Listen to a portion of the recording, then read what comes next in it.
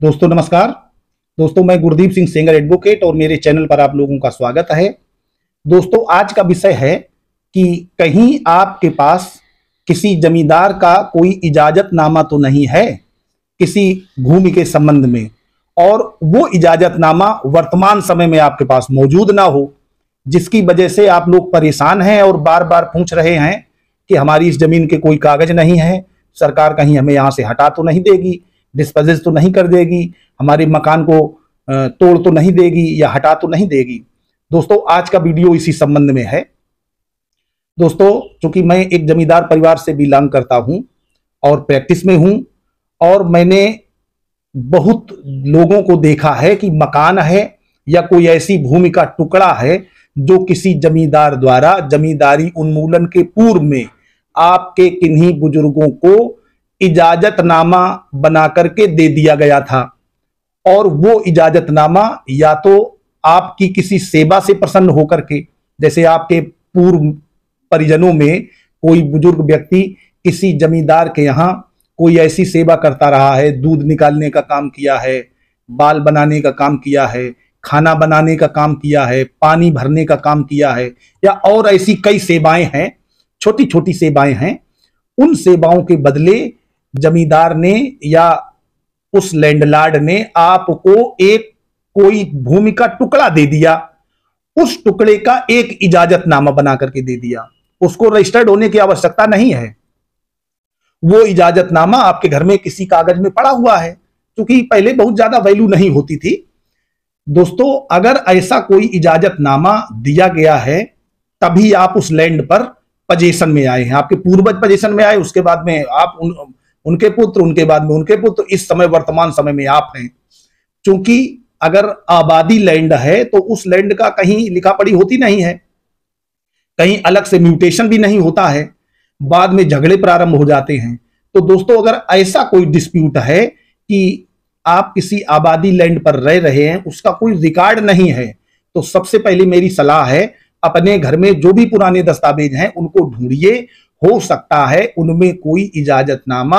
आपके पूर्वजों का बना हुआ मिल जाए जो वहां के जमींदार ने या पट्टीदार ने बना करके दिया हुआ था। दोस्तों उस इजाजतनामा का रजिस्टर्ड होना भी आवश्यक नहीं है, और आप चाहें तो जो बस्ता होता है आबादी का, उस बस्ता आबादी में भी एक बार देख सकते हैं कि हो सकता है कि जमींदार महोदय ने कोई आर्डर चढ़ा दिया हो जो आबादी के खसरे में दर्ज भी हो। ऐसा रिकॉर्ड आपको रिकॉर्ड रूम में मिलेगा। रेवेन्यू रिकॉर्ड रूम में एक बस्ता होता है, वो बस्ता केवल आबादी के डॉक्यूमेंट का होता है। सन 1875 के आसपास अंग्रेजों ने भी एक सर्वे कराया था। उस सर्वे में अपने पूरे भारतवर्ष में जहां जहां लोग रह रहे थे उन स्थानों पर उस लैंड का नंबर एक डाला था उन्होंने, उसको कहते हैं खसरा नंबर, और उसका ये लिखा था कि इस पे कौन व्यक्ति रह रहा है। तो उस समय ज्यादातर जो इस समय गांव हैं उनमें से अगर 500 घर हैं वहां पर, तो वहां उस समय 10 या 5 घर हुआ करते थे, 5-10 लोगों का नाम लिखा है, तो आपके वो 4-5 पीढ़ी पूर्व के पूर्वज हैं उनका नाम है। तो आप चाहें तो वो चूंकि उर्दू में लगभग लिखा हुआ है, उर्दू से हिंदी ट्रांसलेट करा लें और उसको समझ लें, और ये डॉक्यूमेंट आपके उस लैंड के डॉक्यूमेंट हो सकते हैं, उस जगह के कागज हो सकते हैं जिस जगह के कागज आपके पास मौजूद नहीं है। तो दोस्तों अगर आप किसी ऐसी जमीन से बिलोंग करते हैं जिसके डॉक्यूमेंट आपके पास नहीं है, कोई कागज नहीं है, आपका कब्जा है,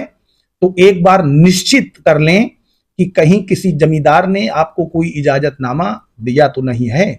और अगर इजाजतनामा दिया है, वो मिल जाता है, तो उस इजाजतनामा के आधार पर अगर सरकार या अन्य कोई प्राइवेट पर्सन आपको उस जगह से निकालना चाहता है, आपके मकान को गिराना चाहता है, या किसी भी प्रकार से आपको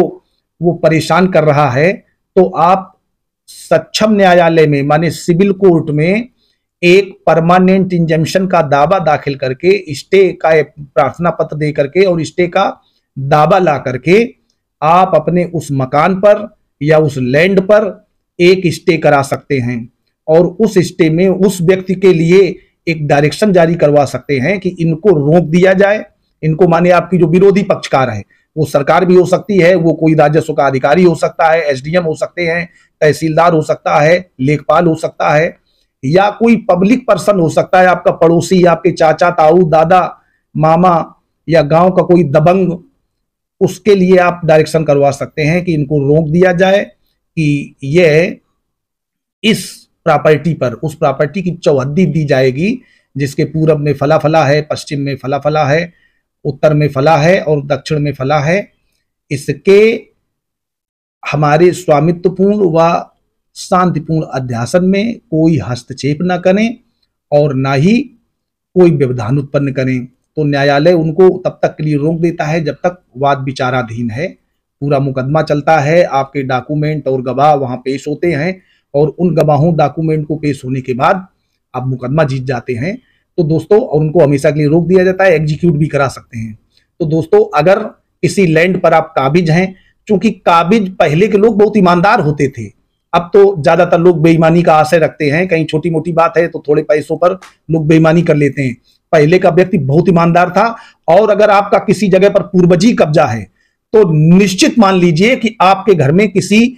बुजुर्ग को, किसी सदस्य को इजाजतनामा किसी जमींदार द्वारा निश्चित दिया गया है। तो दोस्तों, मेरी राय है कि आगे के झगड़े समाप्त करें और ऐसी कोई लैंड जहां पे आप रह रहे हैं, पूर्वजी रह रहे हैं, तो उसका संभवतः इजाजतनामा होगा, उसको ढूंढ लें। और इजाजतनामा की कोई एक मैं इसमें आपको लोगों को दिखा देता हूं वीडियो के लास्ट में, और थंबनेल में भी लगा दूंगा। तो दोस्तों, मेरी राय है कि इस तरीके से अगर कोई सिविल डिस्प्यूट है तो उसको निपटा लें। अगर आप हमारे चैनल पर नए हैं तो चैनल को सब्सक्राइब कर लें। अगर वीडियो अच्छा लगा हो तो अपने दोस्तों को अधिक से अधिक मात्रा में फॉरवर्ड कर दें।